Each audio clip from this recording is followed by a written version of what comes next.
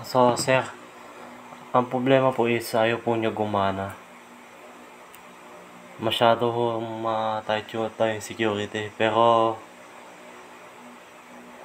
ginawa ko naman na po lahat para maalis na rin yung mga security ng Google ko po. Pero, ayaw pa rin po talaga niya gumana. So, yung gawin ko na lang po is i-run ko na lang po siya sa Acode. Ayaw po niya gumana sa Google po eh. Ano? Ayaw po talaga niya gumana.